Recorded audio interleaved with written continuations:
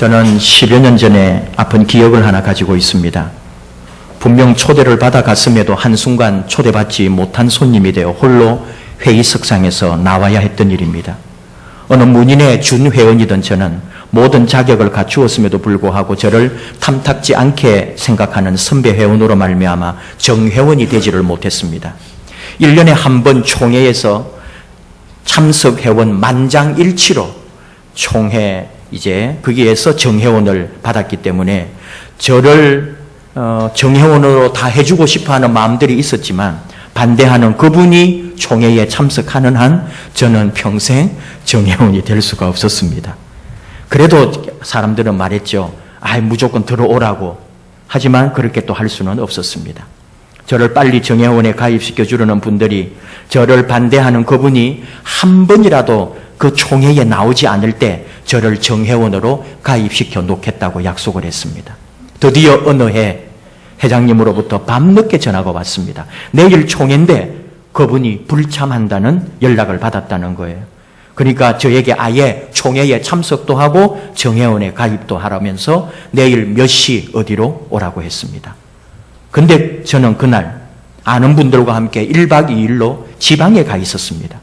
저의 형편 얘기를 그 모임에다가 했습니다. 그러니까 그분들도 어떻게 합니까? 저에게 온 일생의 기회인데 이런 기회를 놓치면 안 됩니다 해서 아침 일찍 그날 하루 프로그램 다 접어버리고 서울로 다 안양으로 돌아오게 된 거죠. 단체로 승합차로 갔으니까 그 차로 올 수밖에 없는 상황이었습니다. 저 때문에 그 모든 것 다 포기하고 그분들도 돌아오게 됐으니까 제가 얼마나 죄송하던지요.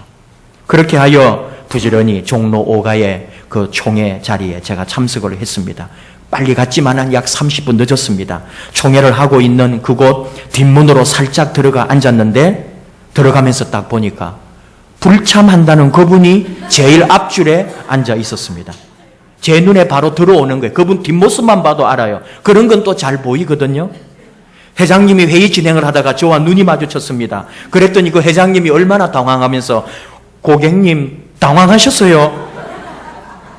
바로 그 분위기였습니다. 더 놀라운 일은 그분이 뒤를 돌아보신 거예요. 그리고 저를 봤어요. 저를 보는 순간 이분이 어떻게 했는지 아십니까? 회장, 지금 회원이 아닌 사람이 여기 들어와 있는데 그럴 수 있습니까? 당장 내보내주세요. 그 정도였습니다. 그날 그 분위기, 제가 당한 수모와 함께 그 자리에 있는 모든 분들이 당황해하고 아무도 못 말리는 그분으로 인해 마음이 불편한 시간이었습니다. 저는 얼른 밖으로 나왔습니다. 나중에 회장님이 너무 미안해하시고 또 저를 반대하는 분에 대하여는 그분 너무 한다고 섭섭하다고 아무도 그 사람은 건드릴 수가 없다고 그분에 대하여 불편한 심기를 말씀하셨지만 점심은 또 같이 먹으러 가더라고요. 저만 홀로 돌아왔습니다. 초대받지 못한 서러움, 외로움. 여러분도 혹 그런 경험 있습니까? 그날 제가 받은 그 모욕적 느낌은 10년이 지났지만 아직도 저에게 생생하게 느껴지고 있습니다. 간혹 교회에 처음 오신 성도님들이나 다른 곳에서 우리 지역으로 이사하여 등록하신 분들이 말합니다. 우리 교회가 친절도에서는 다른 교회보다 조금 약하다고요. 그분들이 말을 좀 부드럽게 해서 그런데 한마디로 말하면 우리 교회가 좀 차갑다는 얘기입니다. 그 느낌을 우리가 알 수 있을지 모르겠습니다. 한 교회에서 오랫동안 신앙생활하는 경우에는 잘 모릅니다. 근데 교회마다 느껴지는 분위기가 있고요. 여러 교회를 경험해보면 그 느낌을 알 수도 있습니다. 이 문제를 해결할 수 있는 결론이 있고 답이 있습니다. 우리 모두 서로를 대할 때, 이렇게 오늘 주일에 교회에서 만났을 때 우리 모두가 행복한 잔치집에 초대받은 사람처럼 함께 반겨주고 아름다운 교제를 나누는 일입니다. 왜냐하면 우리는 초대받은 사람들이기 때문입니다. 못 들어올 곳에 들어온 것이 아니라 당당히 명부에 이름이 있는 초대받은 사람들입니다. 우리가 앉을 자리가 예비되어 있습니다. 우리는 이곳에서 우리에게 주어진 특권을 누릴 수 있는 사람들입니다. 주인과 함께 잔치에 참여할 수 있는 특권을 가진 사람들. 우리 함께 잔치를 즐길 수 있다면, 내 곁에 있는 사람과 함께 손잡고 춤출 수 있다면 서먹함, 차가움, 냉대, 뭔가 교회가 이상해요 하는 말 다 떠나갈 수 있다는 거죠. 오늘 우리에게 주신 하나님의 말씀은 너무나 많이 들어서 식상하기도 합니다. 신선함이라고는 찾아볼 수가 없을지도 모릅니다. 하지만 이 말씀을 통해 주님은 우리에게 천국을 보여주고 있습니다. 하나님의 나라를 소개합니다. 바로 천국을 미리 볼 수 있는 우리 교회를, 그리고 잔치하는 우리의 아름다운 신앙의 모습을 가르쳐주고 있습니다. 오늘 주신 말씀에서 포도원 주인은 하루 동안 일할 품꾼을 구하기 위해 이른 아침부터 나갑니다. 교회 전통에서 그 시간을 새벽 아침 6시로 보기도 하고 대체로 7시라고 알려져 있습니다. 그러니까 한 데나리온을 받기로 하고 아침 7시부터 포도원에 들어간 품꾼들이 있습니다. 주인은 9시에 장터에서 놀고 서 있는 사람들에게 상당한 일당을 주겠다고 하면서 포도원에 또 들여보냈습니다. 그리고 12시에도 그랬고 오후 3시에도 품꾼들을 들여보냅니다. 심지어 오후 5시에도 놀고 있는 사람들을 불러 포도원 품꾼으로 들여보냈습니다. 그리고 오후 6시에 하루 일과가 끝나고 청지기에게 품꾼들 하루 일당을 주라고 말합니다. 근데 오늘 주신 말씀 8절, 포도원 주인이 청지기에게 이르되 품꾼들을 불러 나중 온 자로부터 시작하여 먼저 온 자까지 싹을 주라고 말합니다. 그래서 품삯을 지불하는데 오후 5시에 와서 1시간 일한 사람부터 한 데나리온씩을 지급합니다. 3시에 온 사람도 똑같은 일당을 받습니다. 12시에 온 사람, 오전 9시에 온 사람, 7시에 온 사람까지 모두 똑같이 한 데나리온의 일당을 받았습니다. 참고로 데나리온은 신약시대 일꾼의 하루치 싹을 나타낸다고 말하죠. 로마에서 발행한 은전입니다. 은화입니다. 6,000데나리온이 1달란트니까 달란트에 비해서 별것 아닌 것으로 말할 때 데나리온 얘기를 많이 합니다. 예수님은 이 여러 가지 비유를 통해서 말할 때 달란트 비유도 많이 하셨죠. 또 그 데나리온하고 이렇게 달란트를 비유하실 때 마태복음 18장 10,000달란트 빚진 자와 100데나리온 빚진 사람의 비유를 말씀하신 적이 있습니다. 예수님이 또 세금 문제로 논장할 때도 데나리온을 보여주면서 말씀하죠. 마태복음 22장 19절에서 21절입니다. 세금 낼 돈을 내게 보이라 하시니 데나리온 하나를 가져왔거늘 예수께서 말씀하시되 이 형상과 이 글이 누구의 것이냐 이르되 가이사의 것이니이다. 이에 이르시되 그런즉 가이사의 것은 가이사에게 하나님의 것은 하나님에게 바치라 하시니. 그런 말씀이 있죠. 이게 왜 가이사가 있어요? 로마가 만든 은하였기 때문에 로마 황제가 새겨져 있었죠. 하나 더 재미있는 것은 마리아가 예수님의 머리에 부은 향유의 값이 300데나리온쯤 되었다고 했습니다. 마가복음 14장 5절 이 향유를 300데나리온 이상에 팔아 가난한 자들에게 줄 수 있었겠도다 하며 그 여자를 책망하는지라. 이럴 때 사용된 화폐가 바로 데나리온이었습니다. 다시 오늘 말씀으로 돌아가 보면 이렇게 한 데나리온씩 품삯을 지급하는데 뭔가 이상하죠. 5시나 3시에 온 사람은 이게 웬 횡재냐 하며 좋아서 입이 다물어지지 않았습니다. 하지만 아침 7시, 9시에 온 사람들은 어이가 없고 불쾌해서 또 입이 다물어지지 않았습니다. 오늘 주신 말씀 11절, 12절 집주인을 원망하여 이르되 나중 온 이 사람들은 1시간밖에 일하지 아니하였거늘 그들을 종일 수고하며 더위를 견딘 우리와 같게 하였나이다. 여러분, 이게 우리 마음이거든요. 근데 이 정도 말하는 것, 이 정도 주인에게 어필할 수 있는 것, 이거 노동자의 목 아닐까요? 예의가 없거나 주인에게 대드는 것이라고 할 수 없습니다. 아무리 갑을 관계지만 을이 이 정도의 주장은 할 수 있다고 봐요. 저도 웬만한 것은 넘어가는 입장이지만 이런 경우에 제가 만약에 9시쯤에 와서 일한 품꾼이었다면 품꾼의 입장과 심정을 주인에게 말해주고 싶다 이거죠. 하다못해 주인에게 이렇게 말해주고 싶습니다. 차라리 그러면 먼저 온 사람부터 일당을 주십시오. 그러면 먼저 받아서 가버린다면 차라리 나중에 온 사람은 얼마 받았는지 모르고 그래서 차라리 서운하지라도 않게. 왜 이렇게 이 먼저 일하고 많이 일한 사람 마음을 이렇게 힘들게 합니까? 근데 이렇게 말하는 우리에게 주인은 냉정하게 대답합니다. 내가 당신에게 잘못한 것이 없어. 당신은 원래 우리 포도원에 일하러 올 때 한 데나리온 받기로 약속하지 않았어. 14절 네 것이나 가지고 가라. 나중 온 이 사람에게 너와 같이 주는 것이 내 뜻이니라. 그래서 어떤 일이 있었는지 알아요? 다음날 주인이 또 장터에 가서 포도원 일할 품꾼을 찾았거든요. 장터에 사람이 한 명도 안 보이는 거예요. 모두 숨어서 주인에게 들키지 않으려고 했다는 거죠. 왜요? 5시에 들키려고. 5시가 되면은 나 여기 있네요 하면서 주인 만나서 일하러 갈까요? 내가 1시간만 일하고 돈 받으려고 그랬다는 제가 지어낸 얘기입니다. 교수요 최고의 설교가인 루진 로우리는 이 말씀을 설명할 때에 오늘 포도원 품꾼 이 비유를 생각할 때는 반드시 바로 앞에 나오는 재물이 많아 결국은 주님을 따르지 못하고 돌아간 청년의 이야기, 예수님과 청년의 대화를 반드시 보면서 이 말씀을 해석하라고 했습니다. 제자들은 예수님이 이해를 못했다는 거죠. 재물이 많은 청년을 붙잡아야 하는 게 죄인 이 제자들의 마음이었습니다. 이런 사람이 있으면 예수님 사역에 도움이 되는 것이 사실입니다. 근데 예수님은 가서 네 소유를 팔아 가난한 자들에게 주라. 그리하면 하늘에서 보화가 너에게 있으리라. 그리고 와서 나를 따르라 했습니다. 결국 재물 많은 청년은 떠났습니다. 아까운 사람 하나 놓쳤다. 이런 제자들의 마음을 아시고 예수님 말씀하신 거죠. 낙타가 바늘기로 들어가는 것이 부자가 하나님 나라에 들어가는 것보다 쉬우니라. 유진 로우리 교수는 말합니다. 이 말은 적어도 비유가 아니라고요. 진실로 부자가 천국 가는 것은 낙타가 바늘기 들어가는 것보다 더 어렵다는 거예요. 이건 예수님의 말씀이라는 거죠.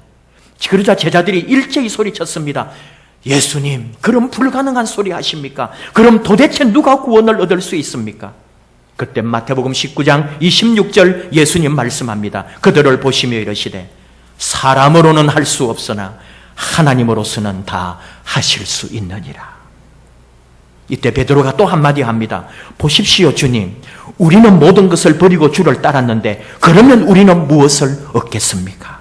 이 말을 현대어로 번역하면 주님, 우리는 주님을 따르느라 나름대로 모두 버렸습니다. 그러면 우리에게는 어떤 이익이 있습니까? 다시 한번 또 번역해 봅니다.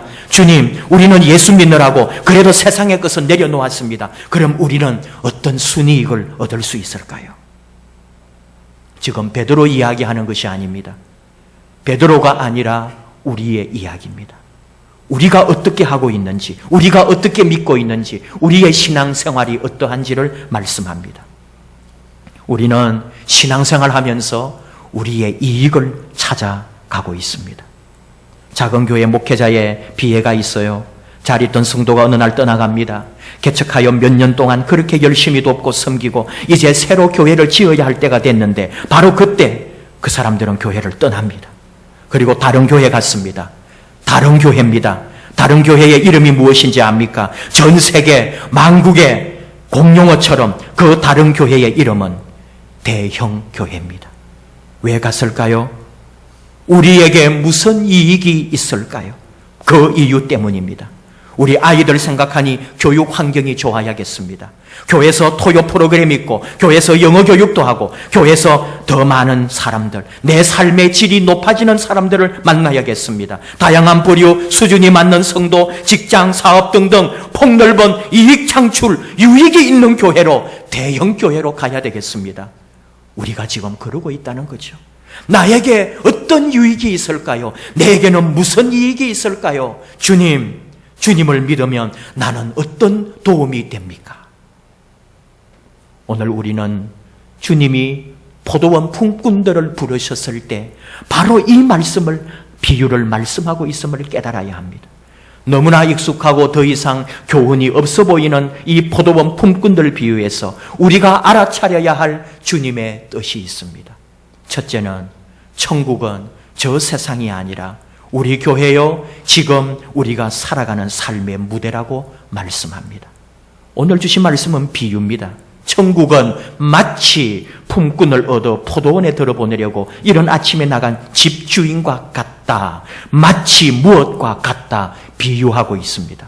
진짜 천국에는 포도원이 없습니다. 진짜 천국에 가서 포도원 일하는 사람 없습니다. 이것은 비유입니다. 다시 말하면 천국은 우리의 교회입니다. 교회가 천국입니다. 이 믿음, 이 의식이 없으면 우리는 아직 그리스도인 되기에 멀었습니다.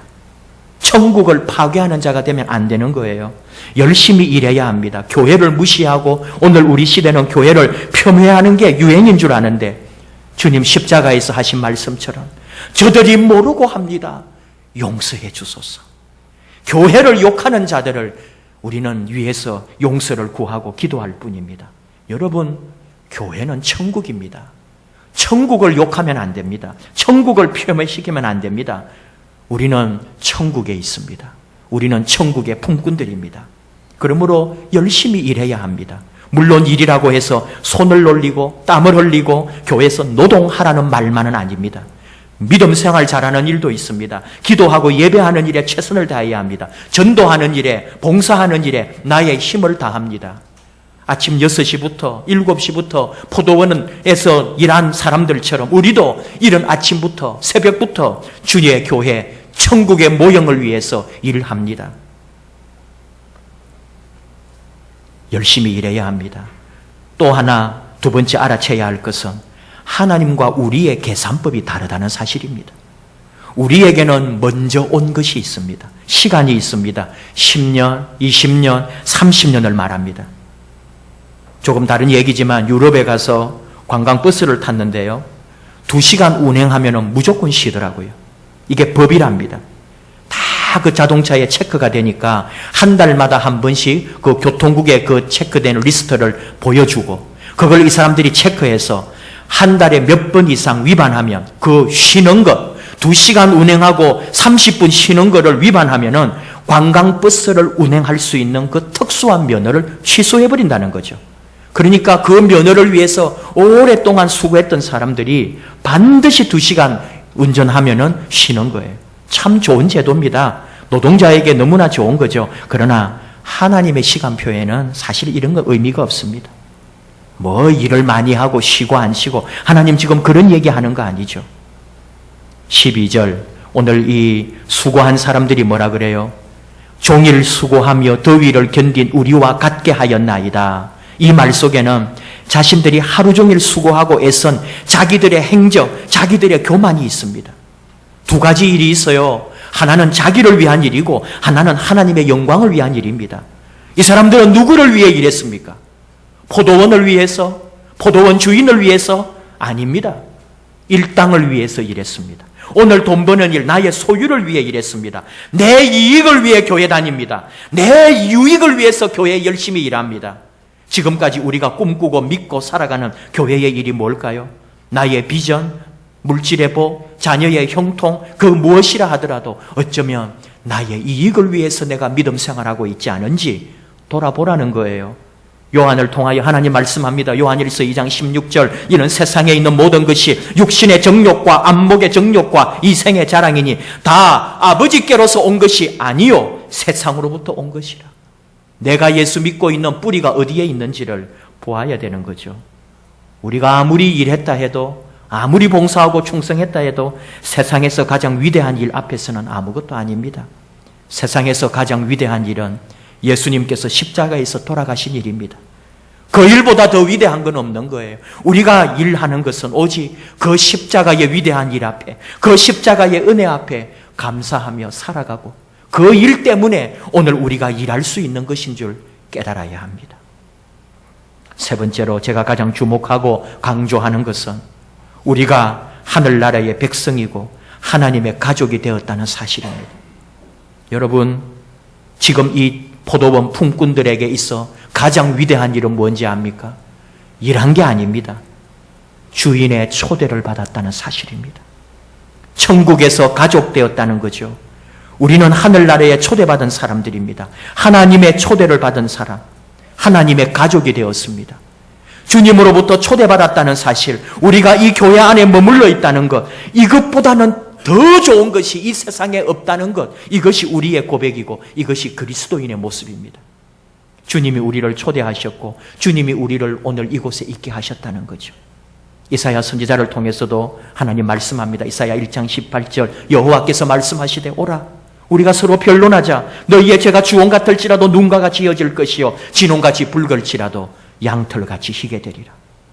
이사야 55장 1절 오라 너희 목마른 자들아 물로 나오라. 돈 없는 자도 오라. 너희는 와서 사 먹되 돈 없이 값없이 와서 포도주와 저절 사라. 하나님의 집에 하나님의 가족이 되어 하나님 열어놓은 잔치에 참여하여 누리라는 거죠. 우리가 주님의 초대를 받아서 그 포도원에서 같이 일할 수 있고 바로 이 천국 같은 교회에서 하나님의 가족으로 부름받았다는 이것보다 더 좋은 일은 이 세상에 없다는 것. 이것이 오늘 포도원 품꾼들 비유를 통해 주님이 우리에게 보여주시는 말씀입니다. 특별히 오늘 고 정현숙 사모님 장례 후에 박승호 원로 목사님과 가족들이 함께 예배드리고 교제할 수 있어서 너무 감사드립니다. 이번 장례를 치르면서 저에게 남은 아름다운 기억과 경험, 귀한 믿음의 체험은 하나님의 가족됨입니다. 하나님의 교회가 천국으로 변하는 모습을 봤습니다. 천국이 아니면 할 수 없는 일들을 사랑하는 여러분들이 함께 해 주었고 아름다운 열매를 만들어내어 주었습니다. 포도원 품꾼 비유를 통해 하나님께서 우리에게 주시는 이 천국의 가족됨, 하나님의 집에 초대된 이 부르심, 이것보다 귀하고 좋은 일이 없음을, 하나님의 집에 우리가 함께 머물고 이 기쁨과 은혜와 축복을 누릴 수 있다는 것, 천국 같은 교회, 주님과 더불어 잔치에 참여하는 공동체로 우리가 서 있다는 것, 이것보다 더 아름다운 일이 이 세상에 어디 있느냐? 주님은 우리에게 말씀합니다. 함께 포도원에 와서 일하라고, 이 천국에 들어와서 함께 일하며 하나님의 잔치에 참여하라고요. 우리 교회, 우리 천국, 우리 공동체가 하나님의 가족된 저와 여러분 함께 이 아름다운 천국의 모형을 만들어가고 우리 더불어 언제나 잔치하며 하나님의 이름을 찬양하며 영광 돌리는 저와 여러분 되기를 축복합니다. 기도하십시다.